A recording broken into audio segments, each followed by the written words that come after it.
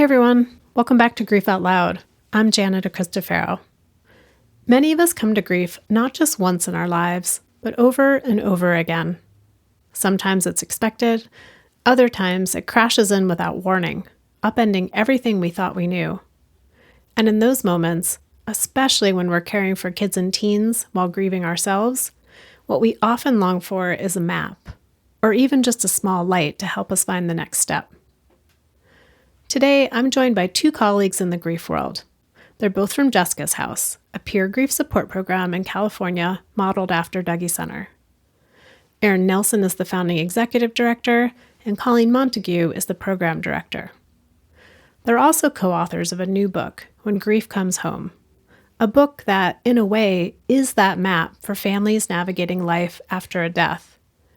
The book's filled with personal stories, practical tools, and tender encouragement. The book is also one that Erin has wanted to create for years, as writing was one of the tools that she turned to in processing her own grief. Erin's husband Tyler died in a mid-air plane collision when their children were just 3 and 5 years old. Not long after Tyler's death, Erin's mother died of suicide. And more recently, in 2019, Erin's son Carter died in an accident. The three of us talk about what helps in those early days of grief, what parents and caregivers can do to support themselves and their kids, and how to balance allowing space for the darkest moments of grief to exist alongside moments of light and joy. Erin and Colleen might be two of the kindest people on this planet, who also have hard-won wisdom about how to find the ground again when grief comes home. Okay, here's our conversation. Erin and Colleen, welcome to Grief Out Loud. Thank you. Thanks for having us, Jana. Thanks for having us. We're excited to be here. Yeah, I'm really excited to talk about your new book, When Grief Comes Home, and just all of the vast amount of personal and professional experience that you each have in the world of grief, and particularly in supporting kids and teens and their families. How would you each like to introduce yourselves today? Like what feels, important for listeners to know about you? Do you want to go first, Erin? Yes. So I get to be the director of a grief center, much like the Dougy Center. It's called Jessica's House. We're in the Central Valley of California, and we're modeled after the Dougy Center.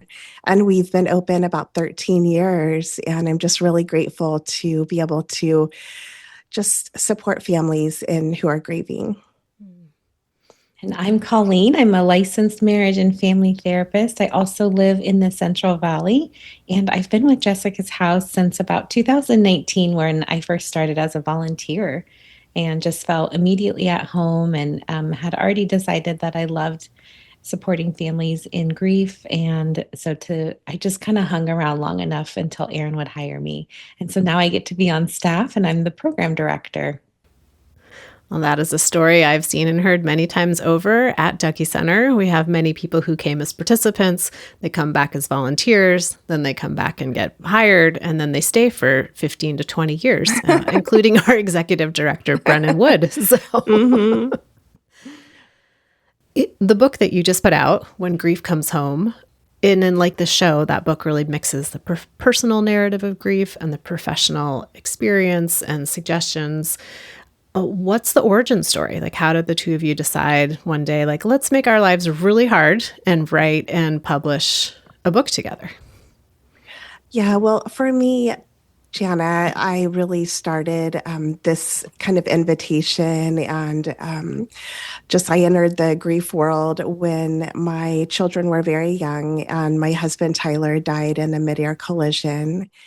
And after he died, a few months after, I heard a woman on the radio talking about her experience, and her husband had died, and she had written a book. And I just remember just kind of like driving immediately over and getting her book and picking it up. And I remember literally like getting like the paper towels out of the kitchen and just sitting with her book. And it was the very first time that I felt like someone was writing the words that were inside of me that no one had ever said before. And as I went on and had other losses, I just thought someday I hope I have an opportunity to do that because it meant so much to me. And I felt understood for the first time. And I was feeling very alone as a young widow with young children. And so that was just something in my heart.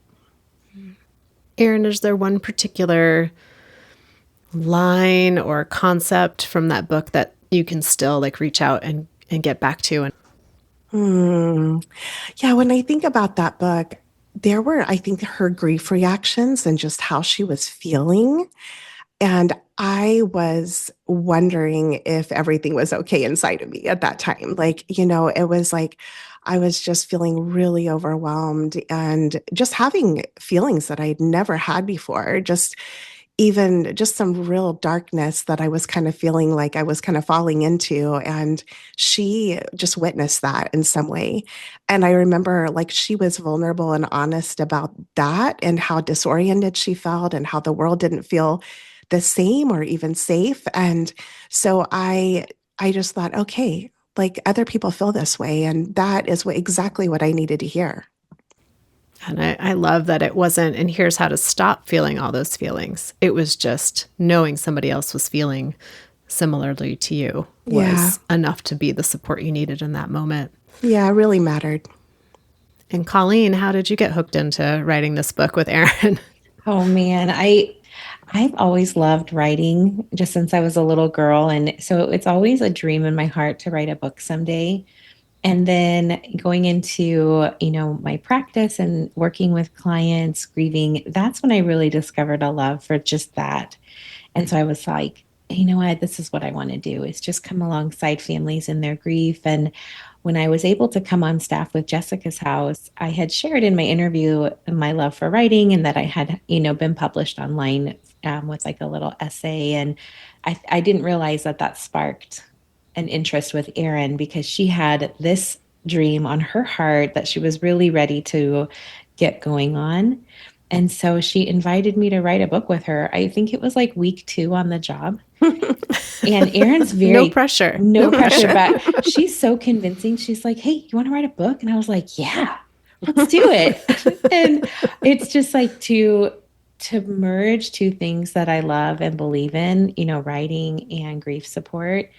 It sounds cliche, but really was a dream. And it has been a dream. It's hard and it takes a lot of time and, a lot of thoughtfulness, but it's such a gift. And we've had a lot of fun on it together, which we think is very interesting. You didn't think writing a grief book could be so much fun, but we just have a lot of fun together. And so we really enjoyed the journey and I'm grateful for what we're learning from it now too. Seems like such a great parallel to what we experience in the peer grief support groups with kids and teens and adults at Jessica's House and at Tuggy Center and all the other grief support programs around the country and the world of people coming together from the most heartbreaking, tragic thing they've potentially experienced. And yet there's laughter and connection and joy that happens even in those contexts. So it seems like you all had that reflected in the book writing process too. Never thought of it like that, Jana. That's so true, though. Yes. Erin, your personal grief experiences, you mentioned the death of your husband when your children were really young, and I know you've had other losses as well, and they're really woven throughout the book. And I'm curious what it was like to go back and really be in those early moments or revisiting those early moments of your grief. Yeah, so those early moments, just reflecting back, part of the memoir that I wrote was around my son's death in 2019. And I wrote a lot of memoirs and just a lot of just excerpts just as part of my grief process with him. So some of those were very raw, and I just pulled those forward and wanted to put them in the book. And part of it was writing, and then other parents, just kind of writing online a little bit, and other parents saying that it really helped them to read that. And I just thought, it kind of deepened that desire to continue to come alongside. And I feel like it was really an extension of what I do every day at Jessica's House. And after Tyler died, my mom died of suicide. And that was a very impactful death for me. And it was one that was very different because, when Tyler died, it was an accident and, I had a lot of support surrounding me. But when my mom died of suicide, for some reason, I just didn't feel like I could talk about it as openly as Tyler's death. It didn't feel like I could even really put the value on her life like I was able to do with Tyler. And so when I wrote a little bit about that and what that felt like and how I just wanted to remember her and just her essence and what a good mom she was. And really apart from her living with a mental illness. And so being able to remember her in that way, and I think especially with our Hope After Suicide groups here at Jessica's house that we offer, it felt like just an extension of kind of what we do every day to write about it and be vulnerable about kind of the pain of feeling alone. Erin, would you say that in this book, because I know you've been very public about the story of your husband Tyler dying, you've been public about your son Carter dying. Was this kind of the first time that you were more public about your mom's death? Yeah, I think so. I sometimes I do introduce it just during training when we're doing volunteer training, and I'll talk about it and about especially when we're talking about trauma and loss and how it affects your grief experience. And so, yeah, I think putting that story out there, and especially because when my mom died, I had my two children that were 5 and 3 at the time.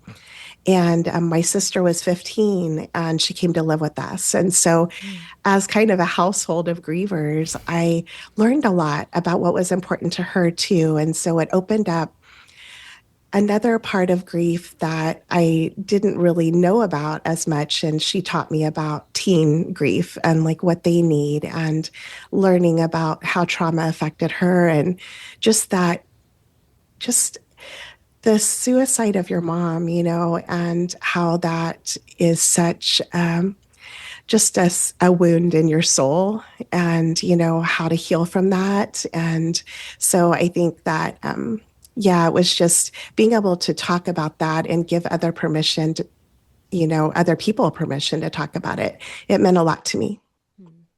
Is there one thing you would say that you learned from watching your sister in terms of not specific to her story necessarily, but like what you've learned about how teens process grief? I think one thing I saw about her is how she needed her friends and, how important it was for her to feel like a normal teenager. And she didn't want to be that kid that lost a mom. And she didn't want to be that kid that had a loss like that she didn't feel comfortable talking about as openly. And I think I just watched her just really want to integrate into her social circle in a way that she had always done. And so I think that was something that I learned that teens sometimes they teach us that social connection is still really important to them after someone dies. As it is for us as adults too. But I feel like with teens, it's so hyper-focused because they don't have maybe as many of the other logistical responsibilities that we as adults are having to navigate, especially as a parent of two young kids. And then it can just be such a spotlight on like, this is such an important part of their development to be with their peers. And then to feel like grief or loss or death can really be a rupture and interruption to that piece. Definitely. Colleen, I know we're coming back to you, but I got one more question for Erin. So Love just it. hang I love tight. listening to her talk. Erin, each of your losses, one of the things that really stood out to me reading the book and just knowing about your story is that all three of your losses were very sudden and unexpected. And I'm curious how you would portray, like the unique nature of a sudden and unexpected death and how that impacted you. I think grieving a sudden and unexpected death, for me, what it meant was that I had a big interruption in my felt safety in the world because it was just so sudden and it really it compromised my sense of safety. I wondered what else would happen. I had to do a lot of work around my own nervous system and learning how to feel safe again. And also I think having that lived story of grief and trauma, I'm very aware of a kind of a limited capacity that I have in some ways where I need to make sure that I do feel safe. And I've done a lot of work with a somatic counselor, and I just am so grateful for that. And I love that our body is such a resource to feel safe. And I've learned so much about that. And when I'm reminded of the losses, being able to have practices in my life that are ongoing and really to layer a lot of support in my life has been so helpful for me. And so just as I go forward, I'm aware of my need for support and for a lot of practices that are just daily for me. So there's the missing of the person and the people. Then there's really having to reckon with that sense of danger in the world, that things could change in a moment. Is there one particular practice that's been a constant go-to for you? Something that I just love right now is humming. Humming? Humming. And I actually spend about 10 minutes every morning. And I just do that practice, and I just do a lot of breathing, and just that has helped me so much. And I think there's something very centering about it. And I can go to that if I'm ever feeling unsafe. And it's just a practice that is always with me, right? Because we always have that available to us. And so breathing and humming, that's my go-to right now. Are you humming a particular song? There is, and I wish I could think of their names, but there is something on my Spotify that they have voices and they just harmonize together and hum together. And sometimes I'll put that on. And so, yeah. And sometimes it's just like you would imagine in a yoga class or meditation class. My dad was a meditation teacher, and that I think just kind of growing up, that was my family culture. And so it just feels very good for me. The book, as I was reading it, it reads like a roadmap in terms of, or maybe more accurate to say, like a GPS app these days for families finding their way after a death. And it's really written for adults, right? So adults who are supporting kids and teens or just trying to support themselves. How did you settle on the different landmarks that you included? Yeah, the landmarks that we chose to include are what we have learned from other families that we've come alongside. And it's just those reoccurring themes that are always coming up in group with them. And so, they're just seeking guidance on how to answer their kids' questions. They wonder how they can hold the demands of their job and parenting, all of the weight that comes with that. And also just like the struggle to get through the holiday season or other significant milestones. And so that's how we knew what we needed to include in the book. And so our hope is that reading those various kind of landmarks or themes, we're hoping that helps, the reader feel seen and also to normalize, all the feelings and wonderings that they're holding right now. Much to what like Erin said about how that book made her feel that she read over 20 years ago. And so the structure, we were really, the book isn't too long. The chapters are very short and readable, really trying to be gentle in how we talked, very tentative language, because we don't know for sure how the reader's feeling. So we're just sharing what they might be feeling. And my favorite part of every chapter is the beginning, which is where Erin shares a bit of her memoir that's related to that topic. And I love that connection piece right there and just listening to Erin's voice. And then we go into kind of the more content of that topic at hand and, what we've learned from our experiences or from the experiences of others. And then we wanted to stay in line kind of with Jessica's house style. So we wrap up with reflective questions at the end that could be for journaling on the parents' behalf, that they could do, or even just conversation starters with their kids. That's always a hard place to start, is what to bring up. And then we included activities that parents could do with their kids that we've done at Jessica's house before. Very simple, very doable, but just to get those conversations going and those kind of expressive activities to help get some movement into their bodies. Is there one of those activities that you'd be able to just give a brief sort of overview for listeners if they're tuning in and they're like, I really, I'm sitting down tonight at dinner with my kids and their other parent died and they're not they just never talk to me about it. I ask them how they're doing and they just say, I'm fine. And so that parent sitting down to dinner, like what's maybe a discussion starter or a prompt that you might suggest they could use? Ooh, that's a good question. One that I like is one that one of our volunteers taught us, and drawing a sun and a cloud um, on a piece of paper and having a line in between the two of them, and having them put a little check mark where they are. Are they closer to the sun in that moment? Are they closer to the storm cloud? And just for a good visual for the parent to see how their kid is doing, but also, do we even know how we're doing unless we stop and think about it? And so it's a good practice for us too. And also teaching kids that practice of checking in with your body to see how you're doing in a moment or how your day has been. So that's just something super simple. You could even just create that and have it on your fridge. And you guys could check in together. Here's where I am right now. Where are you? What is so amazing about that is oftentimes we think like, okay, let's sit down and talk about what our grief weather is today or what a rose or a thorn from our day is. And that requires so much in terms of thinking about it, verbalizing it. And I love the visual, especially for kids. They can just make their check mark and then I don't want to talk about it anymore. So there's more of an opportunity to express without opening yourself up to a lot of demanding questions, which is what it can sometimes feel like. Yeah. So like, oh, I noticed you're closer to the storm cloud right now. What do you need? You want to go for a walk? Do you want to go shoot some hoops? Do you need some time on your own? Do you want to hang out with me? Just it gets kind of a nice little priming to what could be helpful next.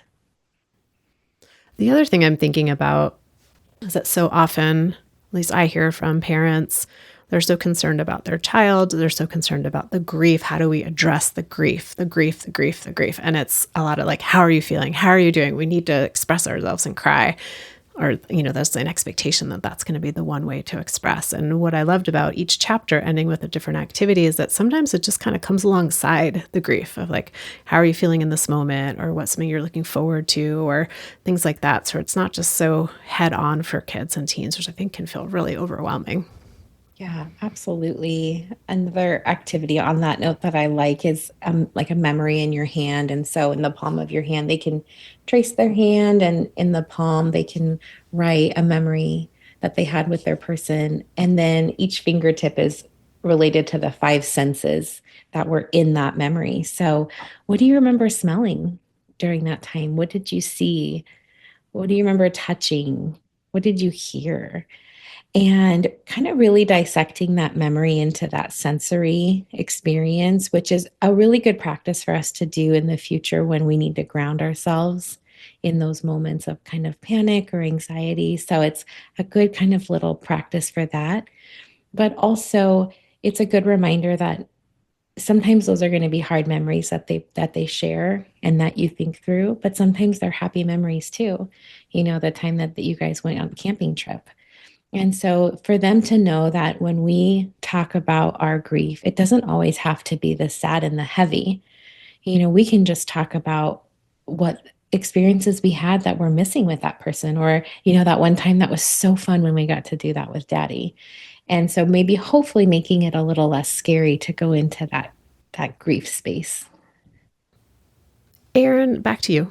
What are some suggestions that you have for parents and caregivers in those really early days of grief where everything is feeling just like a whirlwind? Yeah, those early days of grief, you can feel so disoriented. And a lot of times it's just a tender time because you're kind of grappling with what happened and there are a lot of questions. And I think for parents, this is a topic that they hope that they would never have to face with their child. So it's the first time that they've had to really think about, how do I talk to my child about what happened? And how do I come alongside them, alongside my own process of understanding that this happened to us? And so we're kind of talking about sometimes just the simplest kind of thing about proximity, just being with your child and helping them know that they have access to you, because sometimes after a death, those early days, there might be a lot going on in the house.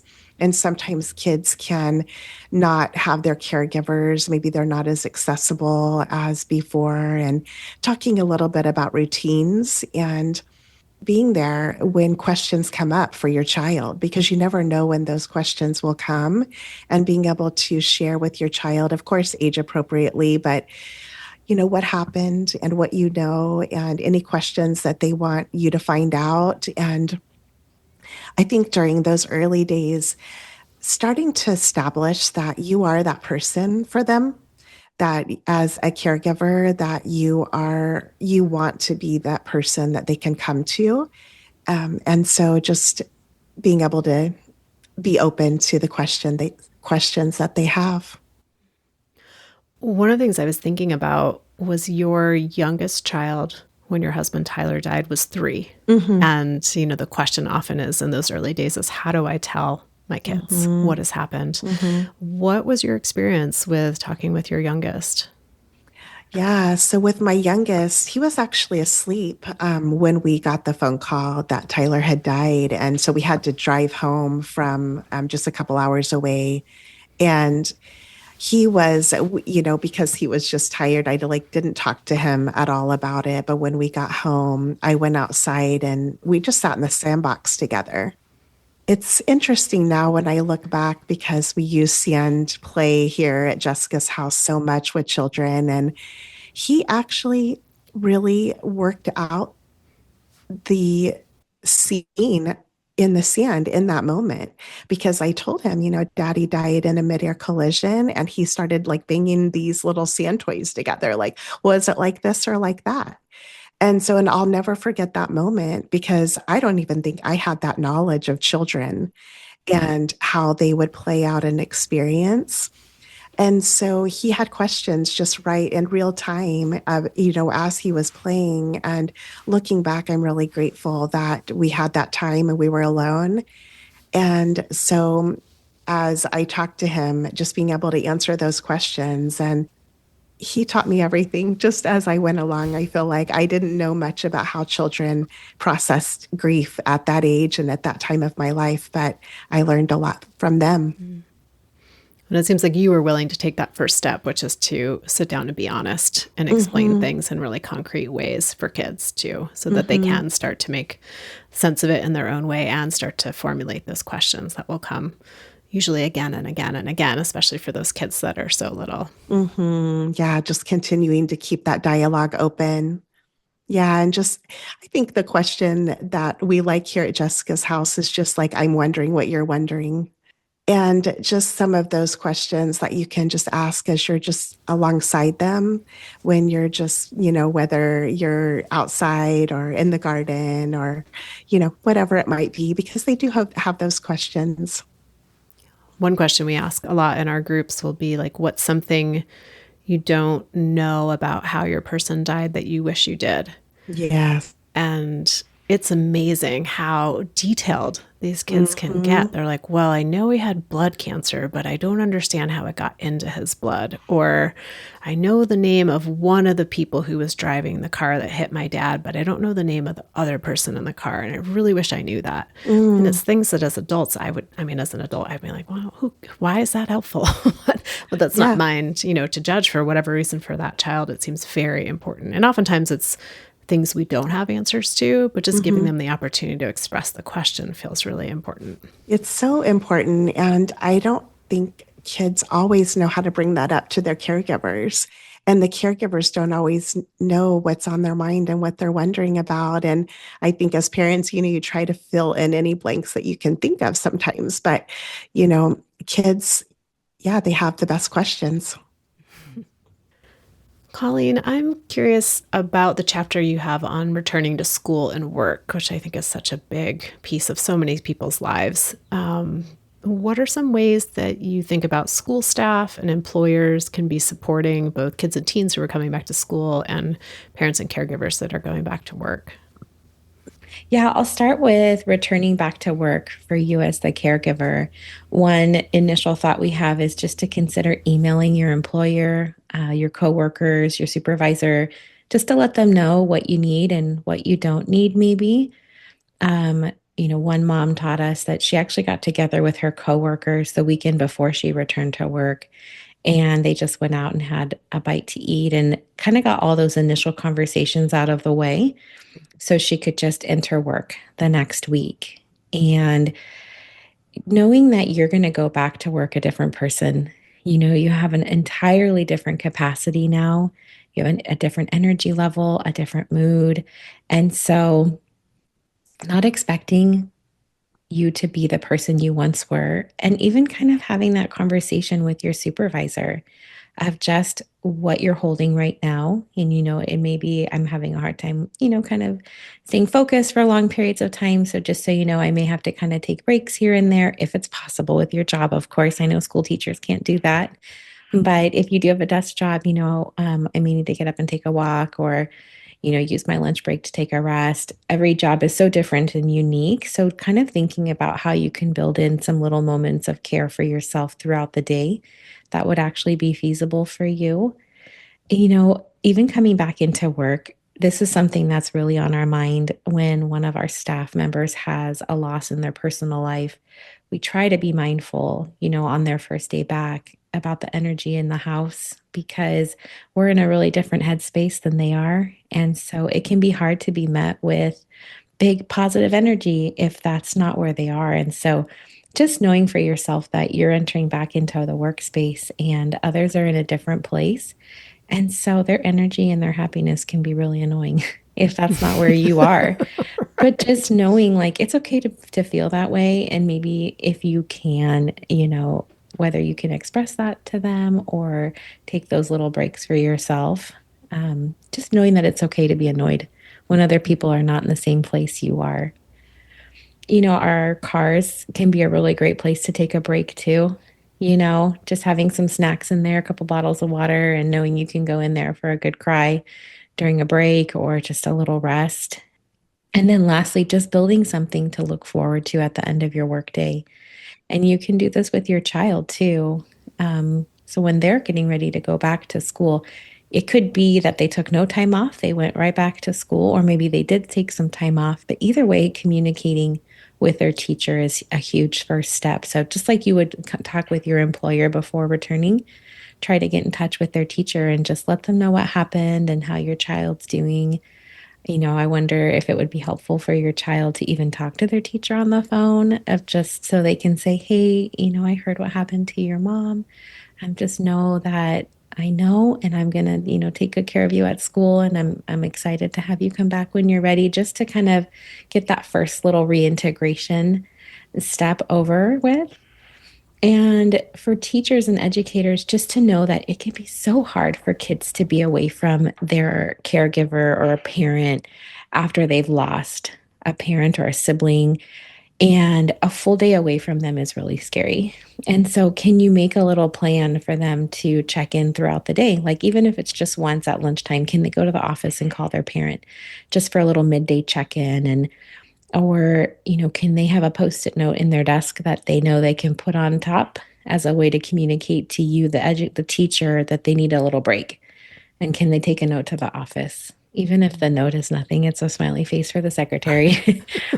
Just something to get the kid out and moving their body can be so helpful. And so making that plan with the student ahead of time gives them a little bit of power of knowing, like, okay, I do have some control here when I come back.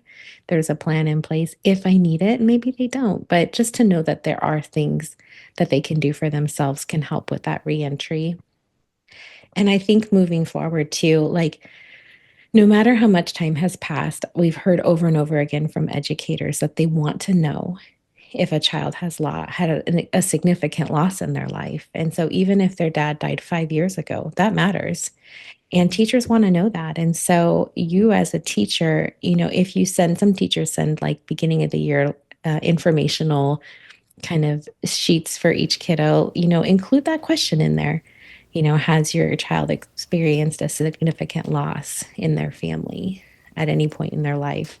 Just so that you have a heads up as the teacher that the child is holding that. Oh, one thing that comes to mind is a lot of teens I talk to, when they move from like elementary school or to middle school or middle school to high school, they really don't want anyone at the school to know. Like they want to have a new start where nobody knows them as the kid whose parent died or grandparent died or sibling died. And yeah, I'm just curious how you all think about that aspect and supporting parents who might be like, I really need their teachers to know, and a teen who's like, I really want some anonymity here. That's so true. I think it's so nice to respect what your teen wants. And it's always nice to ask, like, hey, what are you comfortable with me sharing? Maybe giving them the why to see if you can get some buy-in. Hey, I don't have to go into a lot of detail with your teachers, but it's helpful for them to know this so they don't expect too much of you. I actually just had a mom say this week, actually, which is really interesting. It was a hindsight 2020. Her daughter had died quite a few years ago, and so her other daughter, who was a teenager at the time, said, "Don't tell anyone. I don't want them to know. I don't want the teachers to know." And so she honored her daughter, and she didn't. And then a couple years later, she happened to run into one of her daughter's teachers, and they kind of made that connection that, well, actually, their other, daughter had died. And he said, "Oh, wow, that makes a lot more sense, based on how she was doing in class. I wish I would have known that." And so this mom shared with me, man, maybe that wasn't the right thing. She was just trying to do right by her other daughter, but it really did affect the empathy and the flexibility that the other teachers could have given her other daughter. And so it's just tough, but I think that's why it's not going to just be a one-time conversation. It's going to be something you keep checking in with each other on. And maybe they don't want them to know initially, but maybe they're willing for you to share later. Just kind of keep checking in about it and give them the why, so that maybe that can help give them some buy-in. And I think there's such a vast divide between having a few teachers know, key teachers know, versus the news just getting like announced to the whole school. So then everyone in the social realm knows too. And I feel like most teens I talk to, the challenge doesn't end up being with the educators knowing. It ends up being with peers knowing and talking about things and bringing things up in ways that feel really not helpful. So, yeah. Erin, do you have any personal experience from that? I know your kids were older when your son died. Mm-hmm. Yeah, my kids were older when my son died, but yeah, I can't think of anything that Colleen didn't mention. But just to know that you're just keeping that communication open with your child, and as they go on, and as people find out, and just being able to think about the story that they want told, and communicating with your child about what that looks like, and as you're talking to people, and just keeping the communication open. Well, speaking of your personal experience, Erin, I know in the book, as Colleen mentioned, it starts with a little bit of your own writing about your family and your grief before going into more of that content around like what to be thinking about and what to do. How was it to try to balance like the uniqueness of your personal experience and trying to represent maybe a more diverse or broad based of grief experiences? Mm-hmm. We wrote this book after about 13 years of just meeting families in all, different circumstances. And I think really coming from a place of not knowing, and then also remembering families that have taught us so much over the years. And so we brought forward, of course, anonymously, but other people's experiences that we've remembered. And I think every grief experience is so unique. And I think just starting with curiosity is so important. Even some of the things that I know we write in our book, every person's grief experience is so unique. So just trying to be curious about other people's experience is really important. And I have my own experience. And I think that's why writing my experience more as a memoir piece, but not wanting to apply it to anybody else's. Other people might see some of themselves in my story, and maybe they don't. So just coming at a place of not knowing on how someone experiences grief, because it's so unique for every person. But some of the stories that we've just held over the years, to give honor to that and some of the voices and some of the commonalities, we wanted to bring those forward. Erin, can I ask one more really personal question? Yes. You can say I pass if you don't want to answer it. But I was just thinking, your husband, Tyler, died when your oldest kids were 5 and 3. Then you started the work with Jessica's House. And then your son, Carter, died while you were in the midst of doing this work. And I'm curious what it was like to be leading a bereavement program when grieving for your own son. Yeah. It's interesting because, to be honest, I think there was a part of me that I think I didn't even recognize that thought that if I just kept helping other people, that maybe loss wouldn't touch me again. And, losing Carter, it was such a different experience. And I think because I had come alongside so many people over the years in grief, and I really let myself go into a very raw, dark place, a lot of questions. I think the nature of the death was so different than the other deaths that I had experienced. And I let it be as raw as it needed to be. And I really went there knowing that I think just the depth of the healing was really part of like going there, of just really being in that place and really letting myself go into the darkness of losing Carter. Just being really honest about that. And it was a very different experience, but I think the rawness of my grief with him was something that just needed to be. And I felt a little tricked. Just like I was like, wait a minute. And so for some reason but I let myself just be there, and all the rawness of losing Carter, and just really let that be. And so, yeah, it was I was never expecting to go through another really big loss in my life. I never thought, I guess I always feared it. But I was always kind of hoping it wouldn't happen. And so, but healing from that, there was something about what I'd learned over all of these years about really allowing yourself to go into the darkness. One time I texted a friend who had lost a child early one morning where I was just feeling really bad. And I just said to her, like, I feel like I'm falling into the darkness. And she just texted right back and said, the darkness will hold you.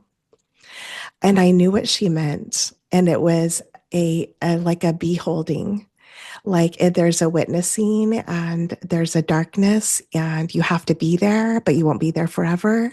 And there's a trusting but a surrender to allowing yourself to be there. And there was a comfort in that. And I think just watching people come and find the light with all the work that I've been able to witness over the years, let me know that when you allow the grief experience to be what it needs to be, that your light will emerge again. And so it was, so just to be with it and just to continue to be with it. I don't know if this word feels correct or relevant with what you were just sharing, Erin, but it's almost as if being in this field, it doesn't protect us, unfortunately, from having more grief, but it seems like it provides a little bit more of a sense of confidence. And that if I go into that darkness, if I let myself really experience and welcome in this experience of grief, there's a bottom to that. Like it's not just going to fall through into the atmosphere. Yeah, it's so true, Gianna. To watch over these years, and I know you've witnessed this so much at the Dougie Center, for someone like, sometimes I like Dr. Alan Wolfelt's kind of phrase that he uses, a divine spark that gets muted and then begins to burn again. Watching that and watching some of that come into the families we serve, like watching them walk in the first day and then watching some light come back, there's so much hope in that, and letting the process be what it needs to be, and allowing the darkness to, like my friend said, hold you sometimes, knowing that you will naturally kind of just bounce back up to the top a little bit, and just letting that be the process it is. It's, yeah, I really think there was a very deep trust that the process is important and you have to go there. There's an odd beauty in it, and you just have to experience it. Well, that teed up the next question perfectly, Erin. And Colleen, you may have some thoughts around this piece, but this idea of letting grief be what it's going to be and balancing that, well, and then making space for the fact that light can and does come back to people.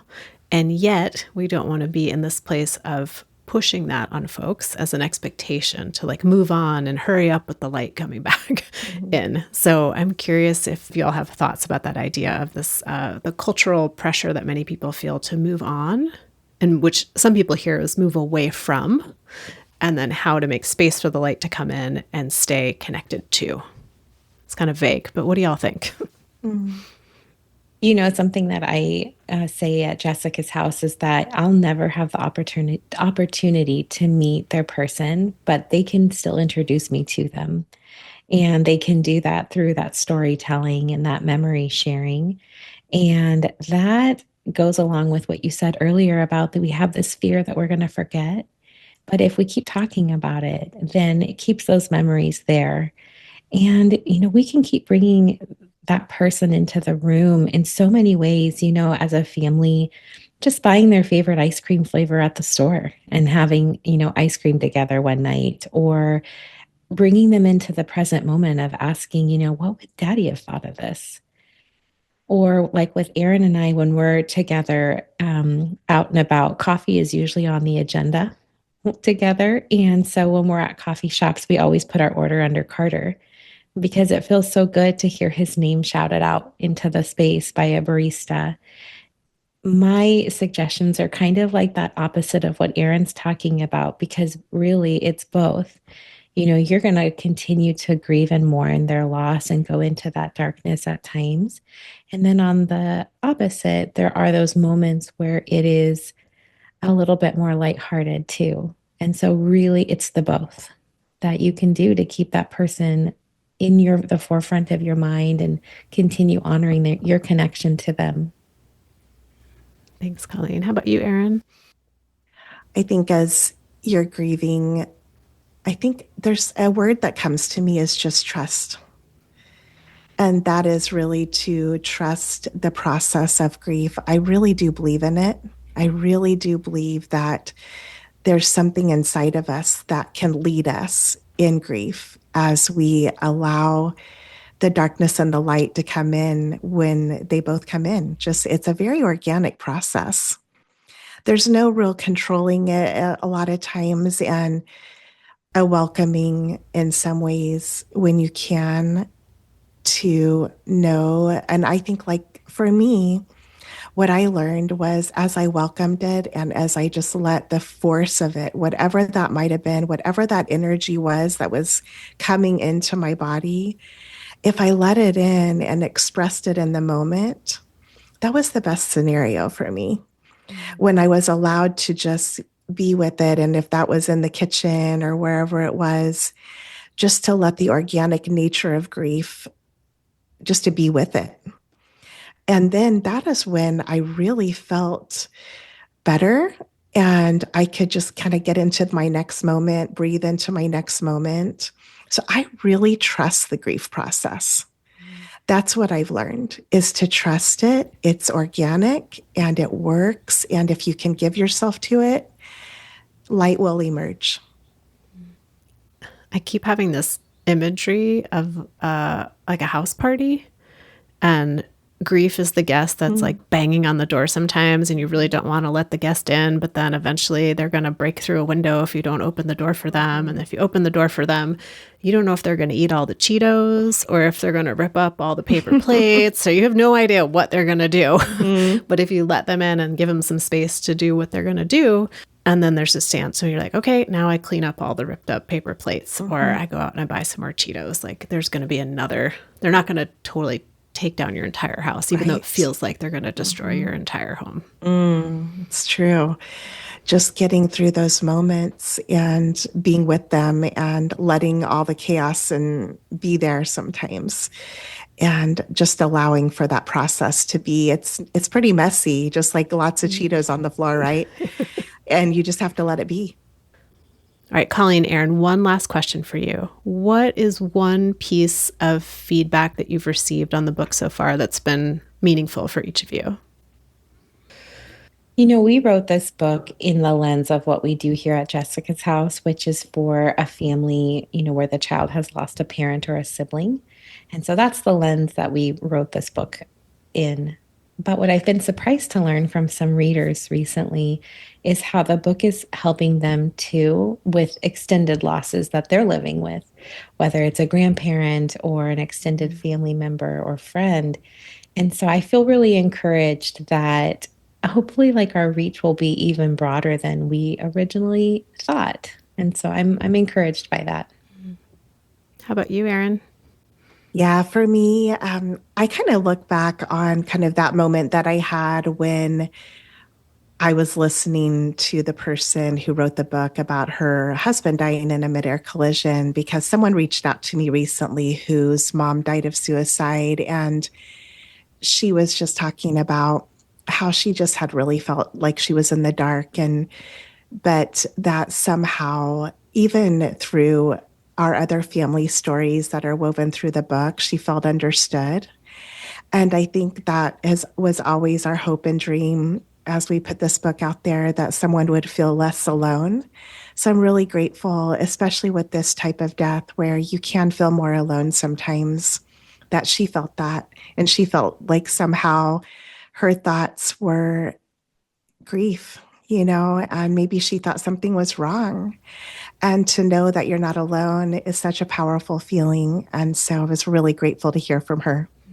What a full circle moment for you, Erin, of knowing that a book that gave you so much connection and foundation is now a book that you've created, is providing that for other people. We have a lot of gratitude.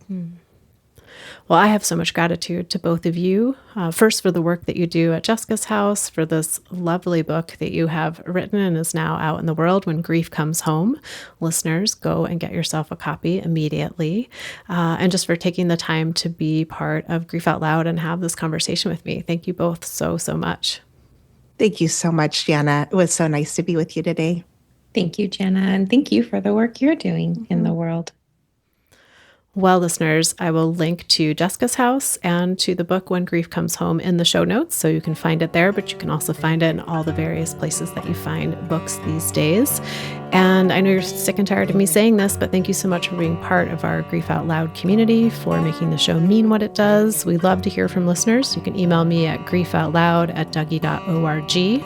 If you have a little extra time on your hands and you want to help the show, you can go into Apple Podcasts or Spotify and give us a rating and a review. It really helps other people find the show. Grief Out Loud is sponsored in part by the Chester Stephan Endowment Fund, and we are a production of Dougie Center, the National Grief Center for Children and Families in Portland, Oregon. Thanks again for listening. We hope you'll join us again next time.